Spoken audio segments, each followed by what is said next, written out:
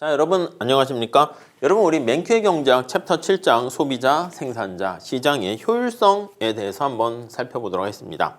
자, 167페이지 보시고요. 거기 보시면 첫 번째 줄에 자, 소비자 잉여랑 생산자 잉여를 우리가 지난 시간까지 봤는데 자, 소비자의 후생, 소비자의 행복, 생산자의 행복을 측정하는 기본적인 도구가 되는 겁니다. 그래서 소비자가 거래에 참여해서 얻게 되는 잉여를 소비자 잉여, 생산자가 거래에 참여해서 얻게 되는 잉여를 생산자 잉여, 이렇게 얘기를 하는 것이죠. 자, 그런데 두 번째 줄에 보시면 경제학의 근원적인 질문이 뭐냐면 자유로운 시장 기능에 따른 자원 배분이 과연 바람직할까? 그거야. 시장에 맡겨서 자유롭게 우리가 거래를 했을 때 여기 나와 있는 효율성이 어떻게 잘 달성될 것인가? 뭐 이런 얘기를 할 수가 있는데 이게 과연 바람직한가? 그런 얘기를 하게 됩니다. 바람직한가의 여부, 그거를 판단하려고 하는 것이죠. 자, 그걸 얘기하기 위해서 A번에 보시면 선의의 사업계획가가 있다라고 상정하는 거야. 거기 보시면 우리가 어떤 한 명의 계획자가 있는데 이제 뭐 전체를 관장하는 거예요. 근데 착한 사람이야. 나쁜 사람은 아니고. 자, 그래서 두 번째 줄에 보시면 선의의 사업 계획가가 있습니다. 베네볼런트한 소셜 플래너가 있는데 이 사람은 전지전능한 독재자야. 그러니까 자기 마음대로 할 수가 있어요. 자, 근데 이 사람이 이제 선택할 수 있는 방법이 계획을 세워서 어떻게 하는가 보면 거기 한 몇 가지가 있습니다. 첫 번째는 과연 삶을 아름답게 만들기 위해서 어떻게 해야 되는가? 자, 시장의 수요와 공급에 따른 균형이 있을 거 아니겠습니까? 균형에 개입하지 말고 균형에 어떤 가격이 있을 텐데 가격을 그대로 두는 게 바람직할지 아니면요 뭔가 시장에서 결정된 가격에 개입을 해서 거기 다음 줄에 보시면 경제적 후생을 증가시키기 위해서 시장의 결과에 과연 그대로가 아니라 간섭을 해야 할지 뭐 그거를 지금 한번 생각해 본다라고 보시면 되겠습니다. 자, 그러려면 그대로 두는 게 나을지 아니면 간섭하는 게 나을지 어느 게 나을지 판단 기준이 뭐다? 이거야. 시장에서 얻게 되는 사람들의 소비자 잉여와 생산자 잉여의 그 합을 극대화시키는 사회 전체적 후생, 잉여를 극대화시키는 방법을 찾는 겁니다. 토탈이라는 말을 썼습니다. 총 잉여, 이거를 극대화하는 여기서 총 잉여는 소비자 잉여와 생산자 잉여의 합이다 이렇게 보시면 되겠습니다. 자, 그래서 총 잉여라는 게 사회 전체의 맨 마지막 줄에 있죠. 사회 전체의 후생을 극대화하는 거다 이렇게 보시면 되겠습니다. 후생 수준을 극대화하는 거 이렇게 생각하시면 되겠죠. 오케이? 이해 가시겠죠? 자, 요걸 이제 목표로 삼게 됩니다. 자, 그러면 우리가 다음 페이지 가보시면 경제적 후생 지표를 나타내기 위해서 소비자 잉여, 생산자 잉여 그걸 다시 한번 체크를 해보도록 할게요. 자, 소비자 잉여는 자, 어떻게 돼 있어요? 말로 풀었으니까 정신이 없는데 그래프로 보면 좀 더 쉬워요. 근데 한번 거기대로 볼게요. 소비자가 누리는 가치, 소비자가 최대한 지불하려는 금액을 나타냅니다. 그리고 소비자가 지불한 금액, 그러니까 소비자가, 이건 당연히 소비자가 주인공이니까 누리는 가치, 편익입니다. 그러니까 내가 이만큼까지 최대한 돈을 낼 생각이 있는 거죠. 근데 소비자가 실제로 지불한 금액. 자, 이게 바로 뭐야? 소비자가 지불한 금액. 실제 뭐 뺄게요. 실제로 지불한 금액. 그 차이가 바로 소비자 잉여 이렇게 되는 것입니다. 자, 생산자 잉여는 어떻게 됩니까? 생산자 잉여는 여기 보시면 생산자가 받은 금액이야. 생산자가 시장에서 수취라고 할까요? 수취한 금액 이렇게 되는데 빼기 생산자가 치르는 비용 이게 이제 생산자가 최소한 받고자 하는 금액이 되겠죠. 그래서 치르는 비용 이렇게 되어 있습니다. 자, 우리 재미난 게 뭐냐면 여기 보시면 요거 있잖아. 소비자가 지불한 금액이 생산자가 수취한 금액과 요 같다는 거 이해되십니까? 요 같은 거야. 이렇게. 그렇잖아. 소비자가 돈을 지불한 게 생산자가 그만큼을 받게 된 거다라고 보시면 되겠습니다. 자, 그래서 요거를 우리가 정리를 해서 이렇게 표현을 한번 해보려고 합니다. 자, 그래서 거기 보시면 맨 밑에 총잉여 이렇게 나와 있습니다. 총잉여, 잉여는 자, 소비자 잉여와 생산자 잉여를 두 개 합하게 된 겁니다. 이렇게 두 개를 합하게 된 거야. 자, 그러니까 소비자가 지불한 금액과 생산자가 수취한 금액 이걸 다 더하는 거니까 이거는 이렇게 써도 될까요? 이렇게 지워져요. 얘랑 얘는 지워집니다. 자, 그러면 소비자가 누리는 가치에서 생산자가 치르는 비용을 뺀 거야.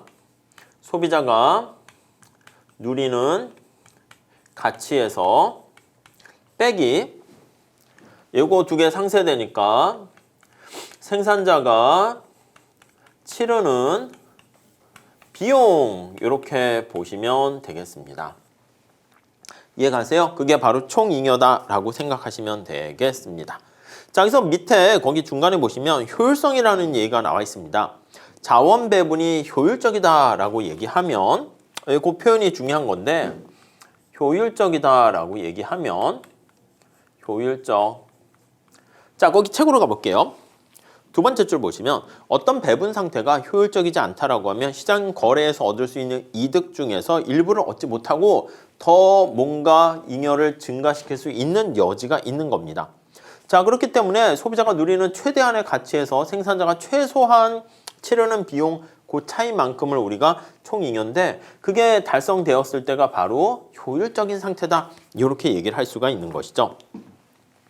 자, 그렇기 때문에 더 이상 그러니까 이보다 더 나은 상태가 없을 때가 최고의 상태다 이렇게 생각하시면 되겠습니다. 그게 이제 하나의 효율성이 판단 기준이 되는데 요거 외에 또 하나의 판단 기준이 또 있어야 될 것 같습니다.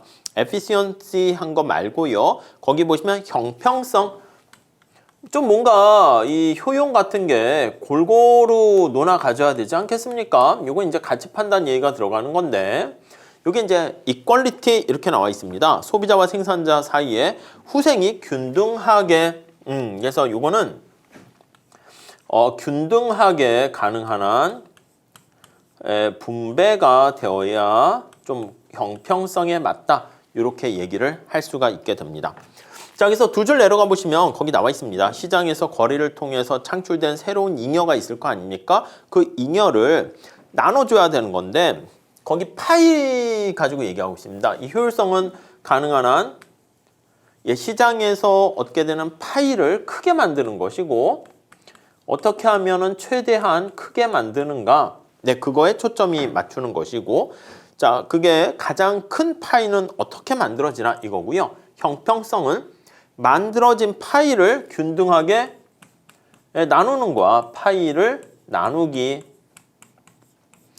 어떻게 파이를 나누는 게 그나마 형평성 있게 골고루 나누는가? 그거에 대한 얘기다 라고 보시면 되겠습니다. 자, 선의의 사업가는 근데 이 형평성까지는 우선 잘 모르겠고 원래는 이제 우리가 현실의 어떤 가치 판단 측면까지 감안한 바람직한 상태 할 때는 요거까지 봐야 되는데 선의의 사회적 사업가는 어떤 거에 초점을 맞춥니까? 라고 하면요. 요 사람은 여기 나와 있는 요 효율성에만 초점을 맞춘다라는 걸 전제로 깔고 얘기할게요. 가능한 한 파일을 어떻게 하면 크게 만들어서 적재적소에 희소한 자원을 배치해가지고 파일을 크게 만들 것인가 그거에만 초점을 맞춘다라고 보시면 되겠습니다. 자, 여기에 선의의 사회 계획가에 대해서 얘기를 하고 있고요. 우리가 다음 내용을 보면서 조금 더 들어갈게요. 자, 우리가 시장 균형에 가만히 놔두는 게 가장 이 파일을 크게 만든다라고 생각하시면 되겠습니다. 앞서 살펴본 것처럼 소비자가 최대한 지불하려는 금액은 이렇게 보이십니까? 색깔이 좀 비슷해서 네, 다른 걸로 바꿀게요. 자, 이렇게 한번 볼게요. 이걸로 해봅시다. 그러면 자, 소비자가 이렇게 해서 최대한 지불하려는 금액이 이렇게 된단 말입니다. 이렇게 이해되시겠어요? 네, 녹색깔로 이렇게 돼 있는 거야. 자, 소비자가 최대한 지불하려고 하는 금액이 이렇게 있는데 실제 지불한 금액은 여기 시장에서의 균형 가격이니까 그 위가 소비자 잉여가 되는 것이고요. 자, 그 다음에 생산자가 최소한 받고자 하는 금액은 어떻게 돼요? 이거라고. 난 말이야, 이만큼은 최소한 받고자 해. 근데 실제 이만큼 받았으니까 밑에가 생산자 잉여가 된다라고 보시면 되겠습니다. 자, 그래서 우리가 여기서 얻어낼 수 있는 결론 한번 볼게요. 자, 밑에 마지막 줄에 나와 있죠. 따라서 시장에 대한 평가 한번 해봅니다. 성과에 대해서 평가를 해보는데 첫째, 자유로운 시장은 공급된 재화를 지불 용의가 가장 큰 소비자에게 배분되도록 해야 된다. 그러니까 우리가 희소한 자원이 있잖아. 자원이 충분하면은 이런 문제가 없다니까. 희소한 상품, 희소한 자원을 누구한테 배분되는 게 가장 좋습니까? 하면 거기 나와 있는 것처럼 지불할 용의가 willingness to pay가 가장 높은 소비자에게 배분이 돼야 됩니다. 소비자에게 배분이 되어야지 적절하게 잘 배분된 것이다. 이렇게 보시면 되겠습니다. 이해가시죠? 다음 두 번째. 이 비슷한 얘기인데요. 자유로운 시장은 생산비가 가장 저렴한 생산자에게 수요가 배분되도록, 그리고 생산할 때는 물건을 만들 때 생산비가 최소인 공급자에게 일이 배분되어야 합니다. 축구라는 어떤 멋진 축구 경기라는 아웃풋을 창출하는 운동선수가 있는데 가장 최소의 비용으로 최대 성과를 거둘 수 있는 손흥민한테 그 자리가 가는 게 바람직하지 저한테 오면 안 되겠죠. 아닌가? 저도 안 해봐서 모르나? 아무튼 뭐 해봐도 뭐 뻔하지 않겠습니까? 그러니까 이렇게 된다고. 자, 그래서 다시 정리하면 소비자 입장에서는 가장 높은, 그리고 생산자 입장에서는 가장 낮은 비용으로 생산 공급하는 사람. 그랬을 때가 이 갭이 가장 커지게 되고 잉여가 극대된다라는 걸 알 수가 있어요. 거기까지 됐고요. 다음 페이지 가보시면 170페이지. 자, 그래서 거기 보시면 첫 번째 줄 보세요. 선의의 사회 계획과는 수요자 간의 소비의 기회를 재배분하고 공급자 간의 생산의 기회를 재배분해서 막 조정했는데 더 이상 사회 전체 후생을 증가시킬 수 없는 경우, 그게 이제 효율적이다 이렇게 합니다. 그래서 더 이상 자원을 막 재배분하는 거야. 막 소비자랑 생산자한테 이렇게 막 적절하게 조정을 했는데 재배분해도 거기 보시면 사회 경제적 후생을 증가시킬 수, 그냥 개선이라고 쓸게요. 더 이상 개선이 불가능하다. 불가능한 상태, 이게 바로 우리가 효율적인 상태다 이렇게 얘기한다고요. 이거보다 하나 더 열심히 할 수 없어. 지금 최고로 열심히 한다는 것이고 이거보다 더 높은 산은 없어. 이게 뭐야? 이 산이 제일 높아요. 이 뜻이죠. 이해가시죠? 그렇게 보시죠. 그 다음에 거기 보시면 사회 계획과가 세 번째 줄 재화의 수량 자체를 늘리거나 줄여가지고 지금 이거는 이미 생산된 거를 누구한테 배분하고 배치할 것인가 그 얘기라고 하면은 그게 아니라 혹시 생산량 자체를 더 늘리는 게 좋지 않을까? 지금 그 얘기를 하는 건데요. 거기 세 번째 볼게요. 자, 자유로운 시장에서 생산된 재화의 수량은 소비자 잉여와 생산자 잉여의 합을 극대화하는 수량이다. 이겁니다. 그래서 여기 보시면 최적이라는 말을 쓸게요. 최적 수량이 바로 무엇이 됩니까? 하면 지금 이거야. 소비자 잉여와 생산자 잉여를 극대화하는 것인데 그걸 판단하기 위해서 요 수요 공급 곡선에 대해서 밑에서 한번 해석을 해보려고 합니다. 자, 그래서 맨 마지막 제줄에 그 얘기 그림이 나와 있고 171페이지에 나와 있긴 한데요. 여기 보세요. 지금 Q1을 생산하고 있다라고 할게요. 이게 최적 수량이 아닙니다. Q1에서는 지금 생산자가 비용이 이만큼인데 소비자의 얻게 되는 가치는 훨씬 높아. 그러니까 이건 뭐야? 생산을 더 해도 돼. 더 해도 여기 나와 있는 것처럼 이만큼의 추가적인 잉여를 만들어낼 수가 있습니다. 이해 가시죠? 그래서 이만큼이 더 플러스가 가능한 거야. 생산을 증가시킬 때. 그러니까 생산을 증가시켜야 되고. 자, 만약에 Q2인 상태를 한번 생각해 볼게요. Q2는 이거는 지금 바람직한 수준보다 과잉 생산되어 있는 상황이다 라고 보시면 되겠어요. 자, 그래서 생산자가 힘들게 비용 이만큼 들여가지고 생산했는데 소비자한테 갖다 줬더니 소비자가 뭐 그냥 땡큐 해가지고 그냥 그렇게 별로 고마워하지 않는 거야. 이해 가십니까? 그러니까 이게 너무 많아가지고 소비자가 이제 배가 부른 거지. 그러니까 얘는 힘들게 했는데 아, 나 그만 생산해야겠다. 그러니까 너무 과다하니까 이렇게 생산을 줄이는 게 오히려 최적이 되겠습니다. 이거는 뒤에 나중에 여러 가지 또 가격 통제라든가 조세라든가 뭐 그런 거 할 때도 다시 얘기할 겁니다. 그래서 여기 보시면 이렇게 되면은 이렇게 플러스 잉여를 증가시킬 수 있는데 우리 요거 살짝 플러스라고 하면은 우선 그렇고 틀린 건 아닌데 이만큼 더 증가시킬 수 있는데 개선을 시키지 못한 거니까 낭비가 있는 겁니다. 낭비의 크기가 이만큼이다 라고 보시면 되겠고 이때는 뭐야? 이때도 이만큼이 낭비가 돼요. 내가 물건을 생산하는데 얻게 되는 가치보다 비용이 더 많이 들었잖아. 남는 게 아니잖아. 내가 들어간 비용도 회수하지 못하는 거니까 이게 낭비의 크기예요. 그래서 이거 나중에 다시 얘기할 건데 이게 과소 생산으로 인한 낭비의 크기고요. 낭비의 크기. 이거는 과다 생산으로 인한 낭비의 크기다. 이렇게 정리를 하시면 되겠습니다. 아시겠죠? 자, 그래서 이거에 대한 평가 거기 오른쪽에 가보시면 결론은 뭡니까 하면은 그냥 시장에 가만히 놔두세요. 이게 제일 좋다는 거야. 두 번째 줄 볼게요. 선의의 사회 계획과는 시장에서 나타난 결과를 그대로 그냥 이거 그대로 두세요. 이렇게요. 정부 누군가 자기 스스로 개입하지 마세요. 그래서 자유방임 정책 이거를 우리가 정부 정책으로 하면 자유방임이라는 말을 쓰게 되는 것이죠. 자유방임 정책 이렇게 해요. 그래서 거기 보시면 프랑스어로 레세페르 뭐 이렇게 표현을 한다고 합니다. 그냥 놔두세요. 하도록 허용하세요. 이겁니다. 그냥 원하는 대로 놔두세요. 뭐 이런 거죠 뭐. 자, 그래서 거기 보시면 다음 단락의 첫 번째 줄에 계획가가 시장에 개입할 필요가 없는 겁니다. 그냥 놔두세요. 그렇게 되면 알아서 가장 최적의 상태를 따라가게 된다라고 보시면 되겠습니다.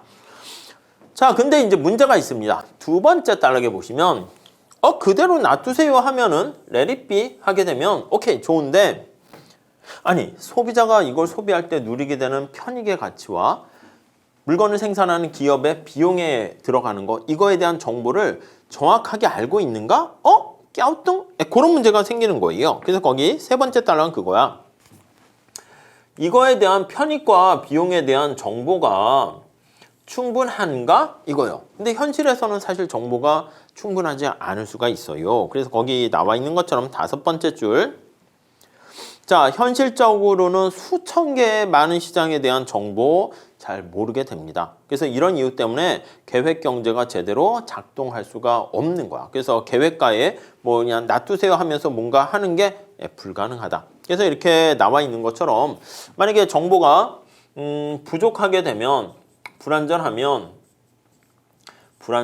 경우에 그럼 시장이 제 기능을 잘 못할 수가 있는 거죠. 이렇게 시장 균형 가격이 제대로 작동이 안 되면 그때는 이제 우리가 나중에 보겠지만 시장이 실패했다 해서 정부가 개입할 여지가 있다 이렇게 얘기를 하게 될 겁니다. 그렇지만 이렇게 정보가 좀 어느 정도 알려져 있고 충분하다라고 하면은요, 그 정보를 보고 시장의 가격을 보고 신호라고 생각해서 의사결정을 하니까 그 다음 단락에 나와 있죠.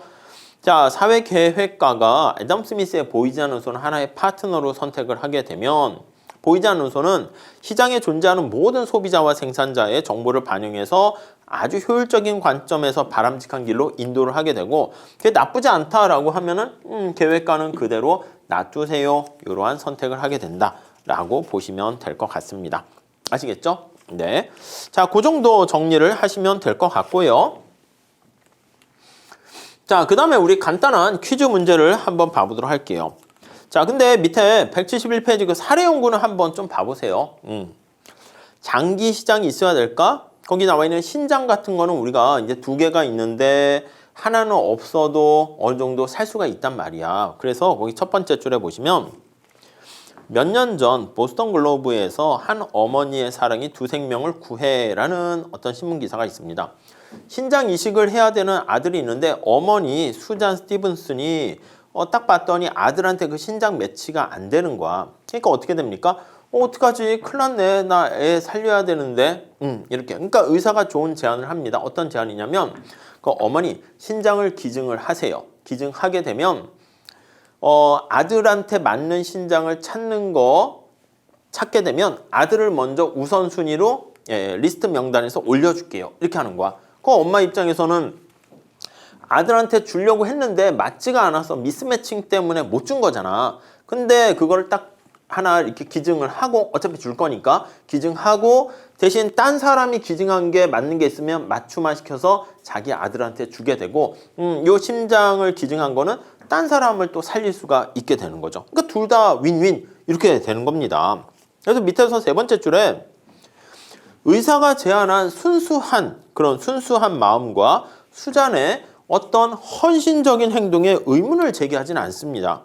근데 이제 문제가 발생하게 돼. 자, 다음 페이지 가보시면 앞에서 얘기했던 신장과 신장을 맞바꾸는 건데 이거는 시장에서 허용해야 될까? 라고 하게 되면 이거는 불법이라고. 그래서 그 다음 페이지 172페이지에 나와 있는데 수잔이 실험 단계에 있는 더 비싼 암 치료를 받는 대신에 자신의 신장을 제공하는 것도 허용돼야 될까? 아니면 수잔이 거기 나와 있는 것처럼 애가 대학을 가야 되는데 신장 수술이 아니라 대학을 가야 되는데 돈이 없어. 그러니까 신장을 팔아가지고 돈을 마련해서 애를 대학 보내는 이렇게 서로 교환하는 게 이게 과연 허용 가능할까? 애매한 거야. 어떤 사람은 신장을 판 돈으로 자신이 오래된 쉐보레 자동차를 팔고 신형 렉서스 승용차를 사도 될까? 애매한 거죠. 그렇기 때문에 거기 사람들이 장기를 사고 파는 것을 법으로 금지하고 있는데 이건 뭐야? 우리가 전에 봤었던 가격 상한제 같은 거 할 때 0으로 가격을 책정하는 거야. 그러니까 안 돼, 금지했다라고 보시면 되겠습니다. 자, 그래서 마지막 단락 밑에서 세 번째 줄에 보시면 많은 경제학자들도 장기를 사고 파는, 특히 신장 같은 거를 사고 파는 게 만약에 허용이 되면 이득이 증가할 수 있어. 왜냐면 신장이 두 개를 가지고 태어났는데 하나는 쓸모가 없잖아. 그 가만히 있으면 어떻게 보면 쓸모없는 거기 때문에 그거를 다시 다른 사람한테 더 필요한 사람한테 주고받게 되면 다 행복해질 수 있단 말이죠. 근데 173페이지에 가보시면 현실에서는 이러한 첫 번째 줄 보시면 자유로운 거래 이득이 명백함에도요. 현실에서는 그게 금지되어 있기 때문에 어떤 환자들은 신장 이식받기 위해서 몇 년 동안 기증하는 사람이 나타날 때까지 기다려야 되고요. 또 매년 수천 명의 환자가 신장 이식을 받지 못해서 죽게 되고 신장이 부족한 상태가 계속 존재하게 됩니다. 거래가 가능하면은 뭐 그런 문제가 어느 정도 해소되는데 근데 이거는 우리가 뭐 윤리적인 측면이라든가 여러 가지 또 다른 측면에서 가치 판단의 문제에서 안 돼 이렇게 얘기하는 거죠. 그래서 거기도 그런 얘기 나와 있습니다. 마지막 단락 한번 같이 보시죠. 173페이지. 자, 이 같은 시장에서 자원은 효율적으로 배분될 수 있는데 그러나 이러한 제안에 대해서 공평성의 관점에서 비판을 하는 사람들도 있습니다. 자, 이들은 뭐라? 거기 보시면 장기가 지불 용의가 가장 높은 사람한테 우선적으로 배분되는 것이기 때문에 장기 시장은 가난한 사람의 희생으로 부자들만 이득을 볼 수가 있다 이런 거죠. 그렇잖아. 그러니까 돈을 지불할 의사가 있는 사람들은 자기가 돈이 있는 사람이니까 가난한 사람은 신장을 팔고 부자는 비싸게 신장을 쓰고 하니까 이것도 바람직하지 않은 것 같은데 이렇게 생각을 해볼 수 있어서 반대하는 사람도 있고 그러나 또 한 측면에서 봤을 때는 현재 상황이 과연 공평한가? 또 그걸 생각해 볼 수 있대요. 자, 무슨 말이야? 맨 마지막 줄 보시면 지금 사람들은 대부분 필요로 하지 않는 장기가 하나씩 더 가지고 있는 겁니다. 우리 중에 일부는 장기 하나가 없어서 죽어야 한다면 또 이게 공평한가? 그러니까 나는 두 개 쓸데없는 거라서 하나를 여분은 갖고 있는데 저 사람은 둘 다 없는 거야. 그럼 또 이게 공평한가? 그런 생각. 내가 하나를 줘도 되지 않을까? 이런 생각을 할 수 있다는 것이죠. 아무튼 이런 것들은 여러 가지 가치 판단의 문제니까 그 사례 얘기 한번 여러분들 읽어보시고요.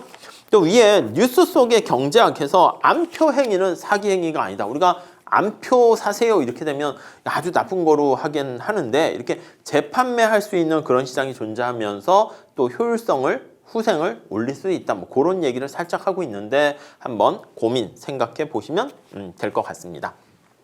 자, 우리 문제 좀 풀어볼게요. 자, 7번 문제입니다. 자, 자신의 시간에 시간당 60달러의 가치를 부여하는 이사벨이 자일라에게 2시간 마사지를 해준다고 합니다. 자일라는 그 대가로 300달러를 지불할 용의가 있대. 그러나 두 사람은 마사지 가격을 200달러로 합의를 했다고 합니다. 이 거래로 어떻게 됩니까? 한번 생각을 해보면 소비자 잉여가 생산자 잉여보다 뭐 얼마 더 크다? 여러분 한번 살짝 생각해 볼게요. 자, 그래프를 살짝 한번 그려보도록 할게요. 네. 자, 마사지를 제공하는 서비스를 하게 됩니다. 근데 거기 나와 있는 마사지를 1회 제공을 해요. 자, 근데 우선 첫 번째. 자, 거기 보시면 요거 시간당 60달러니까 이거는 지금 2시간짜리 마사지를 해주는 거기 때문에 2를 곱해서 120으로 바꿔주셔야 돼. 자일라는요, 마사지를 받는데 최대한 300달러까지 돈을 낼 생각이 있어요. 이해 갔죠? 마사지 한 번 받는데, 이거 이제 마사지 횟수라고 보시면 돼. 한 번 받는데, 여기 있는 것처럼 300달러까지 지불할 용의가 있어. 자, 그런데 마사지 가격이 200달러 이렇게 형성이 됐고요. 자, 이사벨 입장에서는 어떻게 됩니까? 자신의 시간에 60달러의 가치를 부여하는 이사벨이니까 2시간을 만약에 하게 되면은 120달러만큼의 비용이 든 거다라고 생각을 하시면 되겠죠. 이해 가시죠? 자, 그러니까 120달러니까 이렇게 된다고. 자, 그런데 실제 여기 보시면 가격이 이렇게 200달러로 됐으니까 이게 어떻게 돼? 이게 바로 마사지를 받는 여기 보시면은 자일라는요 300까지 지불할 생각이 있는데 200만큼 가격을 지불했으니까 이게 바로 소비자 잉여야 소비자 잉여의 크기 100 이렇게 보시면 되겠습니다. 자, 그 다음에 우리가 여기 나와 있는 것처럼 자, 마사지를 해주는 이사벨 입장에서는 자기는 120달러만큼 비용을 지불하게 되는데 200을 받았어. 이만큼의 크기가 어떻게 돼? 80이겠죠? 이게 바로 생산자 잉여다. 이렇게 보시면 되겠습니다. 80 이렇게 되는 것이고 소비자 잉여는 어떻게 되겠습니까? 100 이렇게 돼. 자, 그럼 소비자 잉여가 생산자 잉여보다 얼마나 커요? 20만큼 크지. 그래서 소비자 잉여가 생산자 잉여보다 20만큼 더 크다. 이렇게 보시면 되겠습니다. 아시겠죠? 다음 볼게요. 자, 효율적인 자원의 배분을 통해서 극대화되는 것은 무엇입니까? 라고 하면은 소비자 잉여와 생산자 잉여의 합이 극대화된다. 이렇게 정리를 하시면 되겠습니다. 오케이? 네, 뭐 그냥 간단합니다. 다음 볼게요. 자, 9번인데요. 자, 시장에 균형이 됐다. 균형이 달성되면 소비자들은 지불 용의가 그렇지. 맥스인 사람들한테 그게 가게 되는 것이고 생산자들은 생산 비용이 가장 낮은 사람들한테 그게 가게 됩니다. 가장 생산성이 높은 그러니까 비용을 낮게 생산할 수 있는 사람들에게 그래서 가장 높은 가장 낮은 이렇게 보시면 되겠습니다. 자, 그 다음 볼게요. 자, 수요 공급이 일치하는 균형 생산량과 더 많은 수량을 생산하는 것은 비효율적이다. 그러니까 우리가 앞서 본 것처럼 이렇게 볼 수가 있죠. 그러니까 늘상 얘기하는 것처럼 물이 100도씨에 물이 끓는다고 할게요. 근데 물을 120도 하게 되면은 그거 어떻게 좋은 거예요? 아니라니까. 이게 바람직한 수준이야. 이게 물의 온도가 100도씨가 최적인데 물의 온도가 지금 110도까지 이렇게 간 거야. 너무 과다하게 간 거다라고 생각을 해 보시면 되겠습니다. 과다하게 갔기 때문에 어떻게 돼? 자, 그러면 이렇게 과다하게 과잉으로 생산한 거야. 우리가 이제 적정이라는 게 있다니까. 그러니까 과소한 것도 나쁘고 과잉 생산도 안 좋습니다. 자, 그래서 수요 공급이 일치하는 균형 생산량보다 더 많은 수량을 생산하는 것은 낭비가 있다. 비효율적이다 라고 생각하시면 되겠고요. 이것은 한 개 비용의 지불 용의가 한 개 비용의 지불 용의가 얼마까지 비용을 지불할 용의가 플러스입니다. 그렇지만 여기 보시면 이게 비용을 얼마까지 돈을 낼 생각이 있습니까를 나타내는 willingness to pay라고 말씀드렸습니다. 근데 이게 플러스는 플러스인데 여기 나와 있는 것처럼 비용이 이만큼이라니까 비용 코스트가 이만큼이니까 받고자 하는 사람은 최소한 받고자 하는 금액 이게 더 큰 거야. 그렇기 때문에 플러스는 플러스지만 여기 나와 있는 것처럼 한 개 생산자의 비용보다는 작기 때문에 비효율적이다. 그럼 최적은 어떻게 된다? 여기요. 한 개 편익과 한 개 비용이 같은 아니면 우리가 여기 나와 있는 최대한 지불하려고 하는 편익 그거와 비용이 같은 상태다라고 보시면 될 것 같습니다. 자, 그 정도 정리를 하시면 되겠어요. 자, 그 다음에 우리가 간단하게 이제 결론으로 매듭을 지어보도록 하겠습니다. 자, 시장의 효율성과 시장 실패 이렇게 나와 있어요. 자, 우리 첫 번째 줄에 2장에서는 후생경제학의 기본 도구를 살펴봤습니다. 삶의 후생을 측정하는, 삶의 질을 측정하는 후생경제학의 기본적인 도구를 살펴봤는데 자, 이 기본 도구가 뭐였어요? 소비자 잉여, 생산자 잉여 이렇게 보시면 되겠죠. 하나는 소비자 잉여, 또 하나는 생산자 잉여. 이게 이제 기본 도구다 보시면 되겠습니다. 자, 그래서 이걸 가지고 이제 뭘 했다? 그렇습니다. 거의 두 번째 줄에 자유시장의 어떤 효율성을 평가했습니다. 자유시장의 효율성을 평가하게 되는 것이죠. 효율성을 평가. 이렇게 하게 됩니다. 자, 수요 공급이 이제 효율적인 어떤 자원 배분을 달성한다라는 거 알 수가 있고요. 여기 나와 있는 소비자들은 자기의 사익을 위해서, 생산자들도 자기의 사익을 위해서, 둘 다 개개인들의 사익을 위해서 추구하는 행동을 한 겁니다. 그렇지만 시장 전체의 효율성이다라고 하면은 공공의 이익으로 어떻게 보면 가게 되는 것, 파이를 가장 크게 만들게 되는 것이죠. 그래서 요거를 효율성을 평가했을 때 전체 이득을 극대화한다. 이게 바로 우리가 효율적이다. 이렇게 얘기를 했습니다. 자, 근데 이제 문제가 있습니다. 문제라는 게 뭐냐면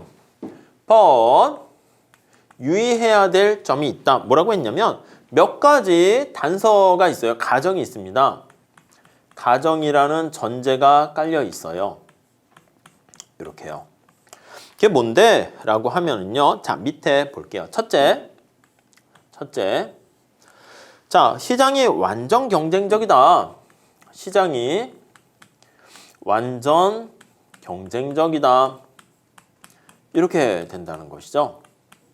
완전 경쟁 시장이다 라는 게 깔려 있는 겁니다. 자, 그래서 거기 보시면 나중에 보겠지만 시장에 참여하는 기업이나 소비자가 한 개 이렇게 존재하면 시장 지배력이 존재하는 경우거든요.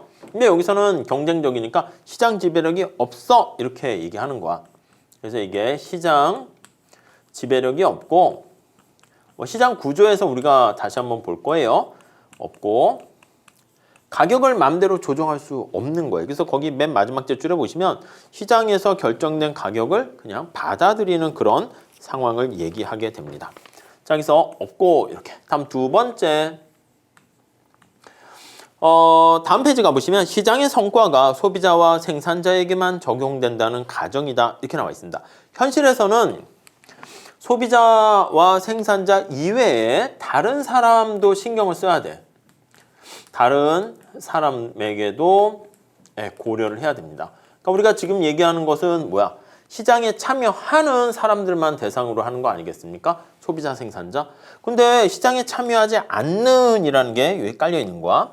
여기 보시면 시장에 참여하지 않았는데 그 사람까지 이제 영향을 받을 수 있어요. 참여하지 않는 사람까지도 고려해야 됩니다. 대표적인 게 거기 보시면 환경오염과 같은 그걸 외부성이라고 얘기를 할 겁니다. 그래서 환경오염과 같은 외부성 이렇게 볼 거예요. 오염과 같은 외부성. 네, 이해 가세요? 자, 거기 보니까 어떤 농부가 살충제를 사용해가지고 살충제 공급자와 농민뿐만 아니라 사실은 그 농산물이 거래되는 시장에 참여하는 사람 이외에 다른 사람한테도 영향을 미치잖아요. 그래서 이 외부성을 X가 시장 테두리 밖에 있다는 거야. externalities 복수로도 많이 씁니다. 그래서 외부 효과가 존재하게 되면 경제적 후생은 소비자가 느끼는 가치와 생산자의 비용 이외에 다른 사람에게 미치는 것까지도 고려를 해야 됩니다. 그걸 이제 우리가 내부화시킨다라고 얘기할 거야. 자, 그래서 거기 보시면 이렇게 시장 지배력이 존재하는 경우라든가 이렇게 아니면 외부성이 존재하는 경우에 이런 경우는 시장이 제 기능을 잘 못하게 됩니다. 그래서 이거를 뭐라고 하냐면 이렇게 이런 가정과 전제가 깨지는 것은 깨지는 경우로 우리가 시장이 실패한다 이렇게 얘기합니다. 그래서 만약에 가정이 충족되지 않는다면 그게 바로 시장 실패가 되고 이때는 경제활동을 조직하는 제일 좋은 게 바로 시장, 가격 맞는데 정부가 개입할 여지가 있다 이렇게 보시면 될 것 같습니다. 네, 그렇게 보시면 되겠어요. 그래서 밑에 정부, 시장 실패가 존재할 때 정부 정책을 통해서 문제를 해소하고 경제적 효율성을 향상시킬 수 있다. 그 저 뒤에 외부성과 여러 가지 공공재, 독점, 그런 시장 실패는 우리가 다시 한번 살펴볼 겁니다. 자, 그렇지만 이런 시장 실패의 어떤 가능성도 있지만 기본적으로는 시장에 맡겼을 때 보이지 않는 손에 의해서 자발적으로 자율적으로 균형 가격과 거래량이 조정이 되었을 때가 가장 후생 그리고 효율성을 달성할 수 있다는 거에는 기본적으로 변함이 없는 원칙이다. 이렇게 생각하시면 되겠습니다. 자, 이렇게 해서 우리 챕터 7장 마무리하고요. 뒤에 연습 문제 여러분들 같이 한번 풀어보시고 다음 시간에 챕터 8장 같이 공부하도록 하겠습니다. 감사합니다.